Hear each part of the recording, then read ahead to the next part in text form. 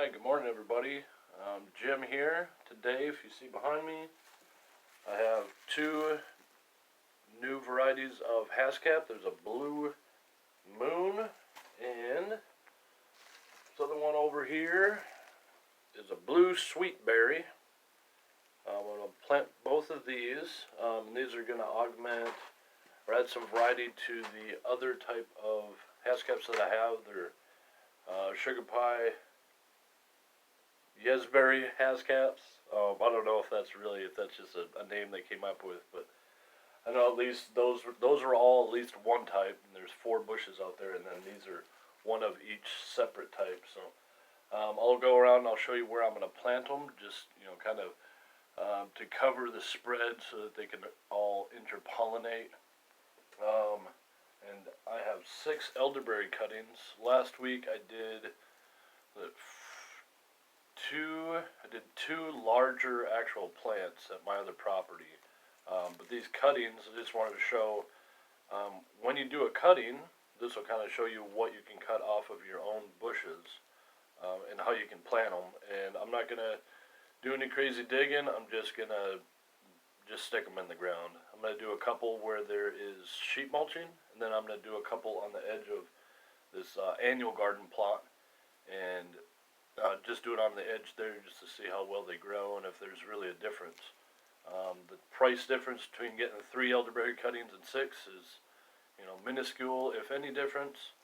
So planting them in a high favorability location like the sheet mulching is good, and then putting them in the ground somewhere else where it's slightly less chance of them having an optimal growing space is not really that risky at all.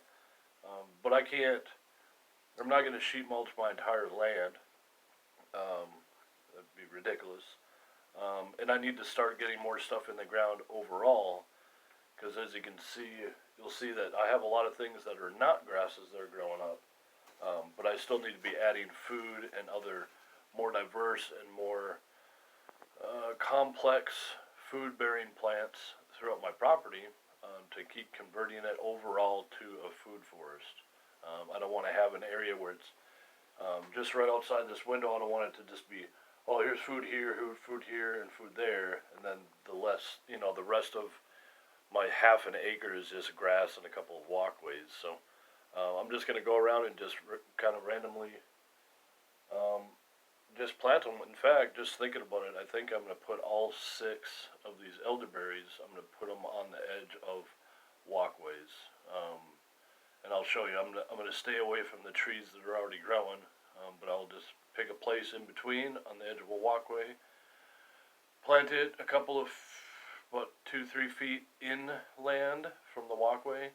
That way it gives them plenty of room to grow. And as I'm walking around, hopefully next year, probably the following year, part of my dream where I just walk around my pathway in my backyard and just grab food, that'll be realized. So just stay tuned and we'll get some stuff stuck in the ground in about 3 minutes, hopefully.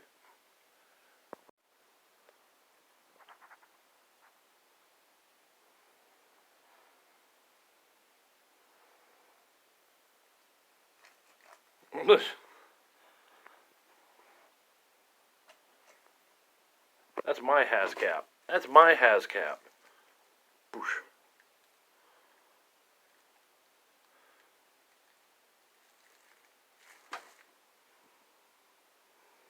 Alright, we've gotten through the hardest part of planting anything. That's getting through the packaging. Alright, hopefully you can see here, I just stuffed this into the ground. Try not to get in the shade here. Here you go. Alright, so I stuck this in the ground just by hand. I'll pull it up here. Wasn't exactly easy, but this is pretty stiff. And I'm not totally confident that that's deep enough. So I'm going to go and show you where that is. I'm going to try and put another one in here, but they're not all as strong. It's kind of hard. That's the main difficulty when it's not sheet mulched, is trying to get through that hard compacted soil. Just to show you a difference, I'll throw one here just to show you. This one is a lot skinnier. You can see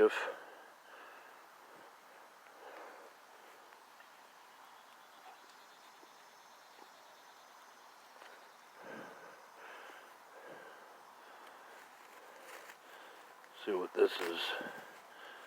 It's already been overtaken by a lot of this creeping Charlie.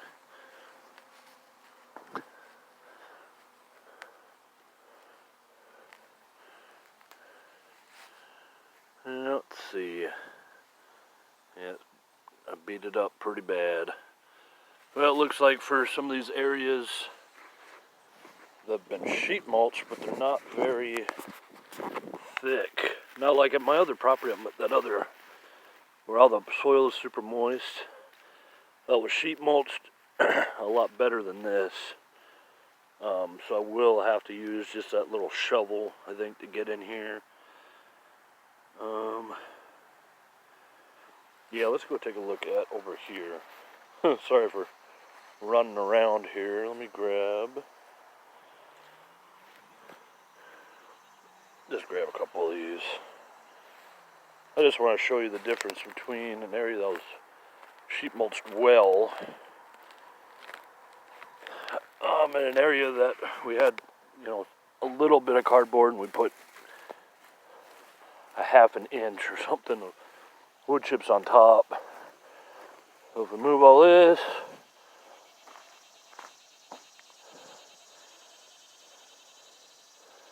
it's even got an edge on it. There we go. See? So much easier. So much easier. So if that doesn't convince you that sheet mulching is the way to go, I don't know what else to show you.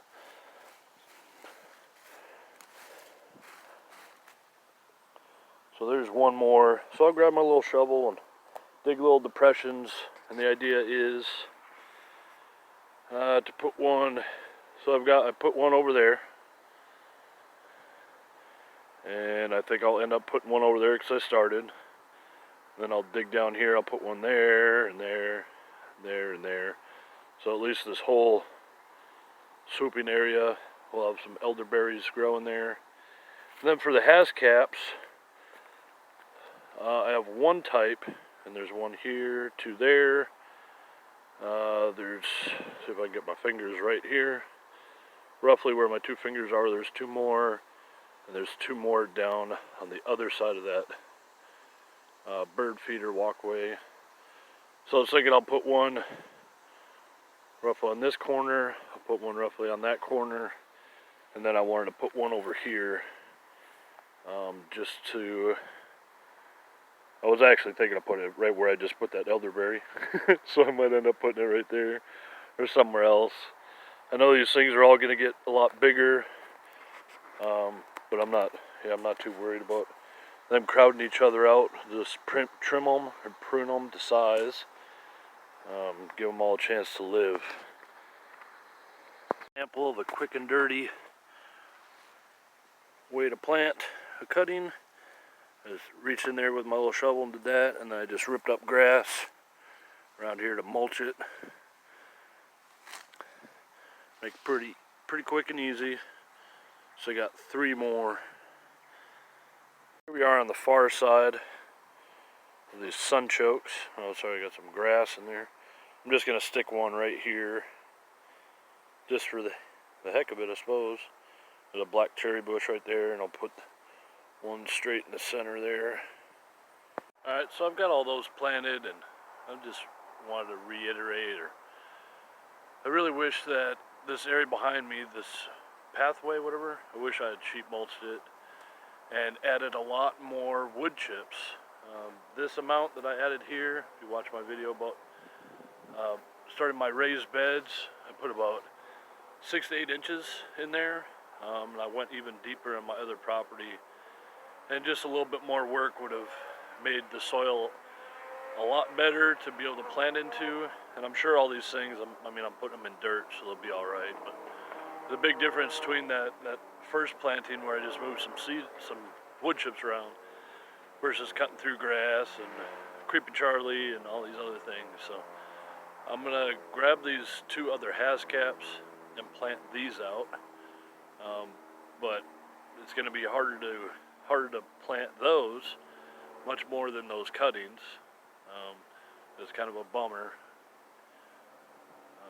But yeah, just I'll keep that in mind, that whenever I do prepare an area, that the deeper the better. It's worth the extra work on the forefront, and it pays off in the back end.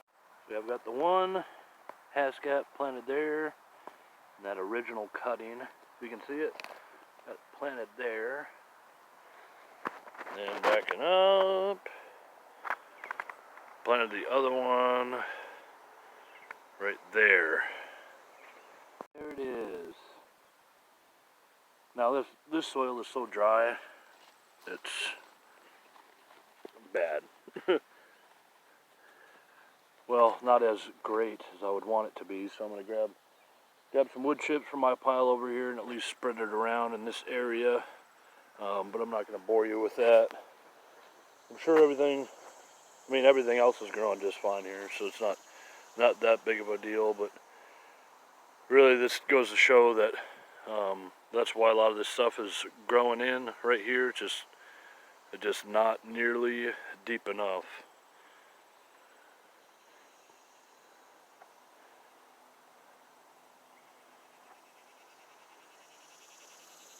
So I think that's all I've got for today. Thanks for watching.